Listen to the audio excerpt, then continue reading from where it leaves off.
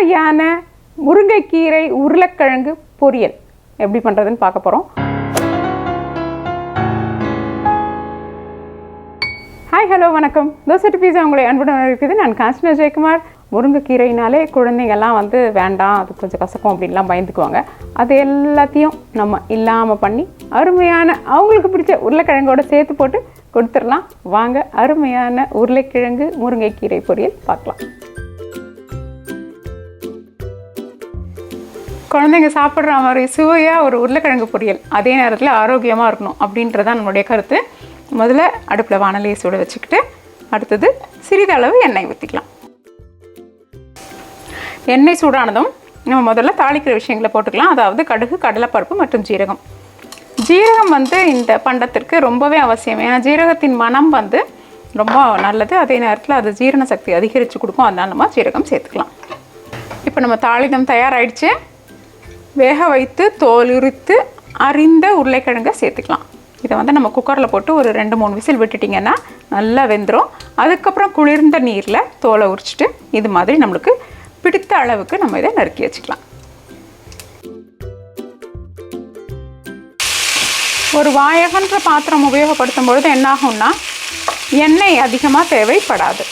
இதில் லேசாக எண்ணெய் எல்லாமும் படர்ந்த உடனே நாம் வைத்திருக்கிற மஞ்சள் தூள், மிளகாய் தூள் மற்றும் நம்முடைய தனியா தூள் அல்லது சாம்பார் தூள் எது இருக்கோ அதை நம்ம போட்டுக்கலாம்.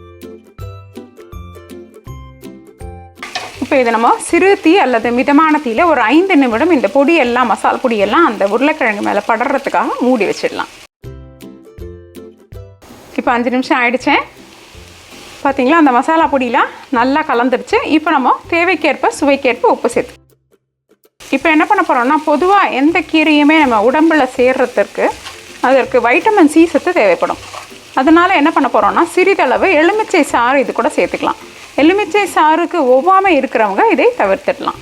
இப்போது நம்ம ஏற்கனவே கூட்டுக்கு சொன்ன அதே முறை தான் இந்த முருங்கைக்கீரையை நல்லா அலசி கழுவி எடுத்துக்கிட்டோம். கழுவி எடுத்த இந்த கீரையை நம்மளுடைய உருளைக்கிழங்கு மேலே போட்டுருங்க. இப்போ நம்ம இதில் தண்ணீர் தெளிக்க வேண்டாம். ஏன்னா கீரையை அலசினதில் இருந்த தண்ணீர் மற்றும் கீரையில் இருக்கிற தண்ணியே போதுமானது. இப்போது ரொம்ப அதிக நேரம் இது அடுப்பில் இருக்கும்பொழுது என்ன ஆகும்னா துவர்ப்பு சுவை வர ஆரம்பிச்சிடும். அதனால தான் நம்ம இப்போது இதை ஒரு 5 நிமிடம் இந்த கீரை லேசாக வேகிற வரைக்கும் வச்சுட்டு அப்படியே எடுத்துகிட்டு போகிறோம். இப்போ 5 நிமிஷத்துக்கு அப்புறம் பாருங்கள், இந்த கீரையில் இருந்த தண்ணி முழுவதுமாக வத்திடுச்சு. பார்க்குறதுக்கே அழகான ஒரு நிற மாற்றத்தோடு, ஒரு வேறுபாடோட ஒரு அருமையான வறுவல் அல்லது பொரியல் பரிமாறுவதற்கு தயார். இந்த சுவையான உருளைக்கிழங்கு மற்றும் முருங்கைக்கீரை பொரியல் ரொம்ப ஆரோக்கியமான, அதே நேரத்தில் அருமையான இந்த பொரியலை செய்து பார்த்து உங்கள் கருத்துக்களை எங்ககிட்ட பகிர்ந்துக்கோங்க. தோசை டு பீஸா என்றென்றும் உங்கள் நாவிற்கும் வயிற்றிற்கும் நல்லதொரு சுவை.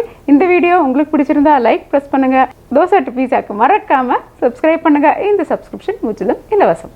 நன்றி, வணக்கம்.